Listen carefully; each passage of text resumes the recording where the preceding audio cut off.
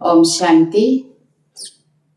बाबांकर महावाक्य आज डेट 13 जुलाई 2026। प्राप्त मुरली ओम शांति। बाप दादा बाबा कहते मिठे बच्चे तुम्हें बाबा पाखक आसीच निजर जीवन को हीरा तुल्य करने पाए। बाबांकर याद द्वारा ही तुमर जीवन एभली होइजिबो। बाबा आज प्रश्न पचारुचंदी नुआ दुनिया रे उच्च पद पाइबा केउ गोटिए मुख्य पुरुषार्थ करने को हेबो। बाबा उत्तरे कहले बाबा कहउछंदी मिठे बच्चे जे पुराणा संबंधी माने तुमको एते दुखी करिसंती एबे सेमानक मोह जालर बुद्धि को बाहर करी केवल मते याद कर। सेमानक सहित रहिले मध्य मन को मो सहित लगाओ। मनमन भवर मंत्र को सर्वदा याद रखिले तुम्हें नुआ दुनिया रे उच्च पद पाइबो।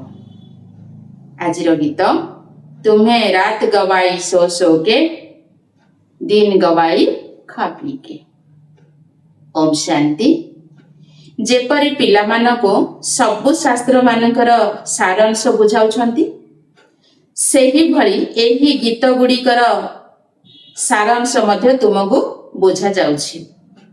सी ही समस्तंकर रुहानी पिता रुहानी संतान मानको ब्रह्मा का शरीर रे आसी बुझाउछंती। बाबा बुझाउछंती हे संतान माने तुमे जानिछ आमर हीरा तुल्य जन्म हेउछि। तुमे बाबांको पाखको हीरा तुल्य जन्म गढ़िबा पाई आसीछ। हीरा तुल्य जन्म कहा जाउछि स्वर्गवासी मानको। नरकवासींकर हेउछि कौड़ी तुल्य जन्म।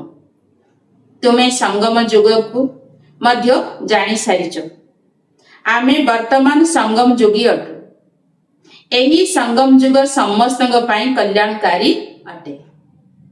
एही संगम युगरे ही समस्तंकर गति सद्गति होई थाए। किए कहउछंती परम धामरु आसीथिबा मुसाफिर अर्थात यात्री से यात्री अटंती ना। तुमे यात्री नुह। तुमे एठाकु आसी आउ जाई न थाओ। बाबा कहउछंती मु पुराणा दुनिया को आसी पुणी फेरी जाउछि। पिला माने जानिछंती एही सेवा कला वाला केवल एकमात्र यात्री बा बाबा अटंती जे कि आसी आमे संतान मानकर बड़ सेवा करुछंती। एभली सेवा आउ केही करि परिबे नाही।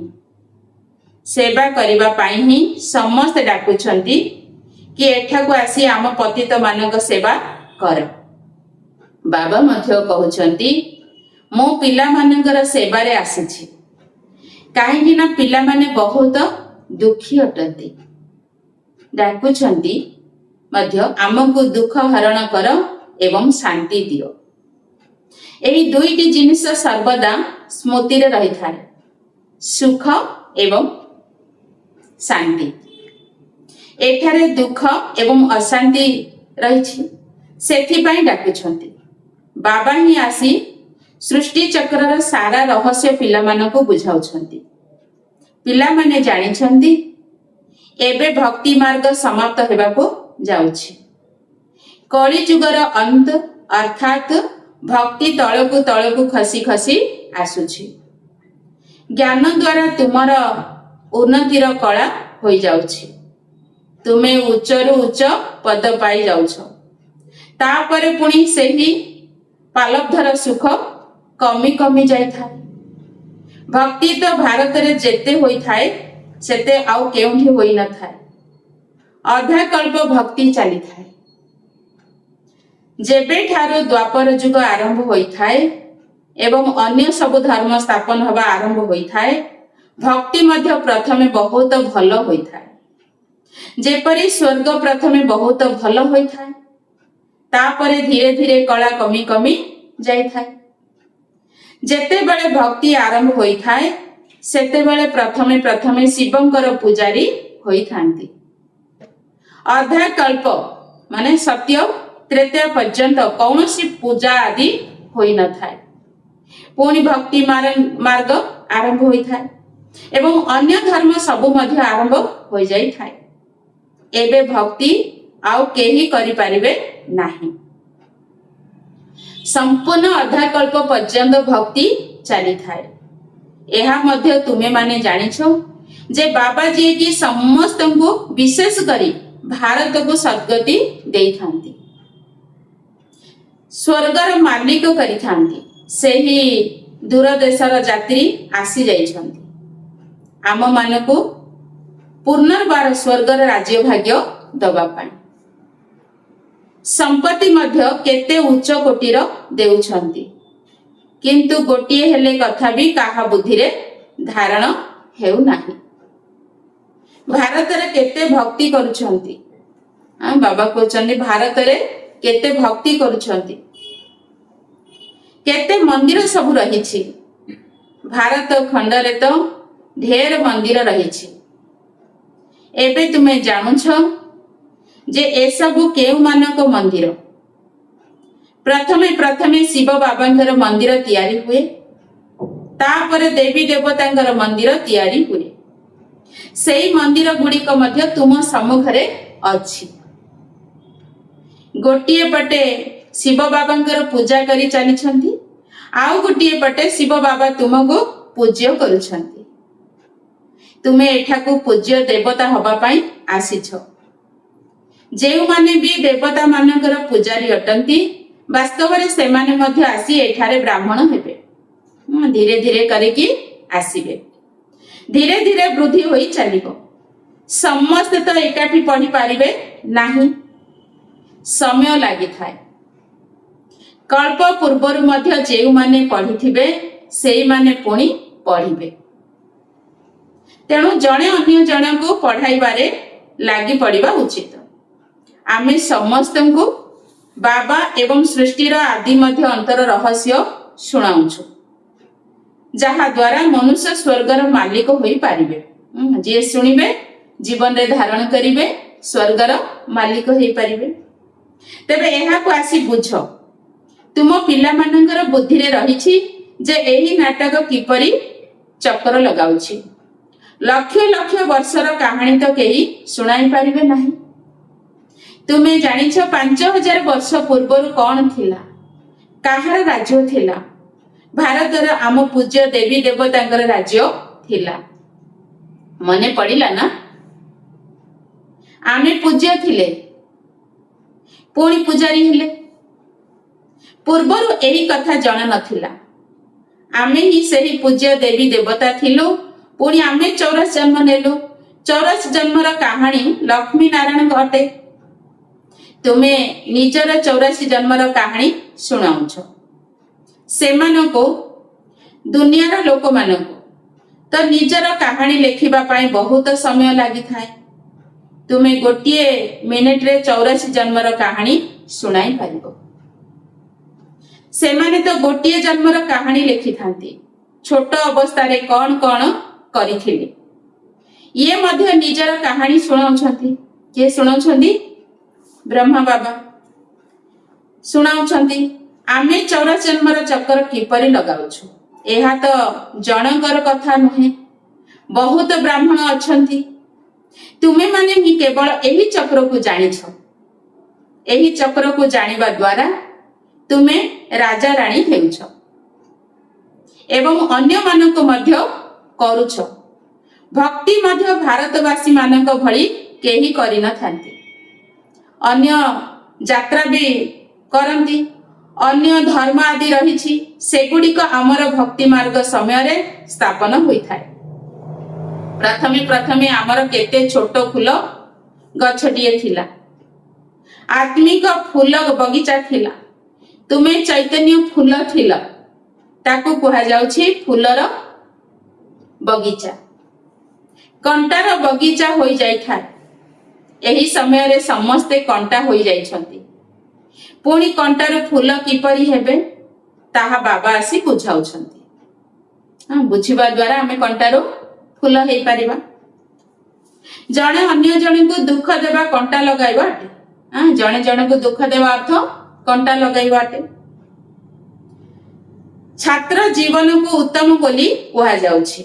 एही जीवन बहुत भल होई थाए। पुआ झियो माने बड़ खुशी रे पाठ पढ़िबारे लागि थांती।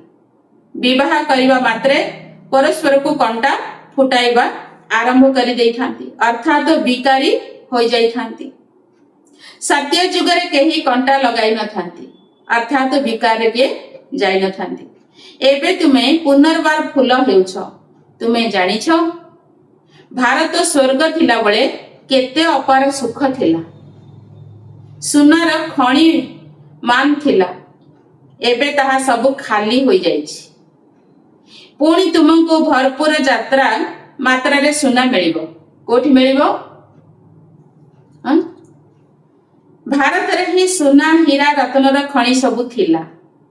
सेही समय रे अमेरिका आदि किछि भी न थाए, बॉम्बे मध्य न थाए। आश्चर्यर कथा ना। कली जुगर शेष रे किछि भी सुना देखिबा को मिलु नाही। पुणी सत्य जुगर आरंभ रे बहुत सुनार खणी सब भरपूर होई जिवो। सुनार महल तियारी होई थाए। आश्चर्यजनक अटे ना। सेठारे खणी गुडी करू केते ढेर सुना बाहर करि थांती। जेपरी एठारे माटीर इटा तियारी होउछि, सेठारे सेही परी सुनार इटा तियारी हेबो। माया माने जादू खेलर खेल देखाउ छांती ना। ध्यान रे जाई देखिले एठारे तो सुना ही सुना रहिछि। वास्तव रे सत्य जुगरे सुना रहिबो। एठारे तो देखो माटीर इटा मध्य मिलु नाही। मिलुछि केते मेहनत करूचंती, मिलु नाही। सेठारे जेतिकी इटा पैसा देले मिलुछि, सेठारे सेतिकी सुनार इटा मागणा रे मिलिबो। राति दिनर फरक रहिछि ना। बाबा कहचंती केते टंका देले इटा माटीर इटा मिलुछि, किंतु सेठी बिना पैसा रे सुनार इटा मिलिबो। तेबे काहे कि नुआ दुनिया रे उच्च पद पाइबार पुरुषार्थ न करिबा? एठारे मोह जाल रे काहे कि बांधी होबा? बाबा कहचंती काहे कि पुरुषार्थ करिबानी सेही बळी दुनिया को जिबा पई मोह जाल रे काहे कि बांधी होबा? बाबा कहउछंती पुराणा संबंध रे तुमे केते दुख पाउछ। बाबा एभଳି कहू नाहंती जे सेमानकु छाड़ी दियो, केवल बुद्धि जोग एकमात्र बाबांक सहित लगाओ, तेबे तुमे विश्वर मालिक होई जिवो। मनमना भावर अर्थ ही हेउछि मते मने मने मने पकाओ, एवं विष्णु चतुर्भुज को अर्थात विष्णुपुरी को मने पकाओ। मूल ही हेउछि गोटिए अक्षर। भक्ति मार्ग तो ढेर पंचायत रही। एबे तुमे सबु आत्मा माने केवल एक परमपिता परमात्मा प्रेमिकंकर प्रेमिका अट। सीए तुमको सुखधामर मालिक करुछंती। से कौन करंती? सुखधामर मालिक करंती, मालिक करुछंती। सबु आत्मा माने तांको मने पकाउछंती। तुमे माने आत्मिक प्रेमिक। बाबांकर सारा कल्परे थरे मात्र आत्मिक प्रेमिका हेउछ। बाकी तो सबु मनुष्य माने शारीरिक प्रेमिक प्रेमिका अटंती। एबे बेहदर प्रेमिका मानको बेहदर प्रेमिक मिली जाइछंती। ताकू कहउछंती मध्य एठाकू आस एवं आमको पतितरु पावन कर। सेही जणकू ही डाकुछंती। तुमे जानिछ आम मानकर आत्मा पतित होई जाइछि, सेठी पई डाकुछंती हे पतित पावन आस। जेते बेले कुंभ मेला लागुछि तेबे केते भक्त जाई गंगा स्नान करूछंती, किंतु लाभ किछि भी नाही। केही भी पवित्र हेउ नाहंती। एबे बाबा आसी ज्ञानर वर्षा करूछंती। तुम उपरे ज्ञानर वर्षा हेउछि, जहा द्वारा एही कंटार जंगल पुणी फूलर बगीचा होई जिवो। तुमे जानिछ जेते बेले आमर राज्य हेबो सेते बेले सेठारे केही भी पतित नथिबे। सारा विश्व उपरे ज्ञानर वर्षा हेउछि। सब किछि सस्य श्यामला होई जाउछि। हीरा नीलार खणी गुड़िक मध्य नुआ होई जाउछि। एबे तुम मानकु केते खुशी रे रहबा उचित। तुमे माने सम्मुखरे देखुछ बेहदर पिता आसी बुझाउछंती जे तुमे मते मने पकाओ, तेबे तुमर विकर्म विनाश होई जिवो। चाहे तुमे जेउठी भी बसी थाओ, स्नान मध्य करू थाओ, किंतु बुद्धि रे बाबा को याद रही थाओ। सेठार तो मने पकाइबा पाई समय अछि। बाबा को जेते याद करिवो सेते रोजगार हेबो। बाबा को जेते याद करिवो सेते रोजगार हेबो। स्मृति रे रहिले ही रोजगार होई थाए। एभली केबे सुनिछ कि याद रे रहिबा द्वारा रोजगार होई थाए? केते बड़ रोजगार! तुमे विष्णुपुर रो मालिक होई जिवो। तुमे जानिछ आम आत्मा मानकर पिता निराकार अटंती। सिए एही शरीर आधार नहीं छंती। भागीरथंकर मध्य शास्त्र रे वर्णना रहिछि। भाग्यशाली रथ जेउ रथरे परम पिता परमात्मांकर प्रवेश होउछि। आत्मा सेवार होई थाए ना। आत्मार रथ जेते बेले प्रस्तुत हो जाए सेते बेले आत्मा तुरंत आसी प्रवेश करि थाए। बाबा को तो एही रथरे आसी केवल ज्ञान देबार अछि। यांकर मध्य बहुत जन्मर अंतिम जन्मरे जेते बेले वानप्रस्थ अवस्था हो जाए सेते बेले बाबा कहउछंती मु आसी यांक शरीर रे प्रवेश करूछि अथवा मु आसी एही रथरे विराजमान हेउछि।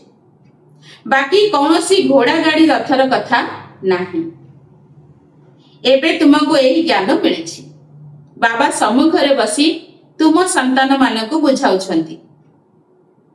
तुमको तो बहुत खुशी लागिबा उचित। जेउ माने आईसीएस परीक्षा देबा पाई पाठ पढुथांती सेमानकर बहुत निशा रही थाए। ताहा सबुठारु बड़ परीक्षा। एहा मध्य तुमर पाठ पढ़ा अटे। एहा भगवान कर पाठशाला अटे। एबे प्रश्न उठुची भगवान किए? प्रश्न या उठुची कि भगवान किए? कौन श्री कृष्ण ना शिव बाबा? समस्तंकर भगवान किए?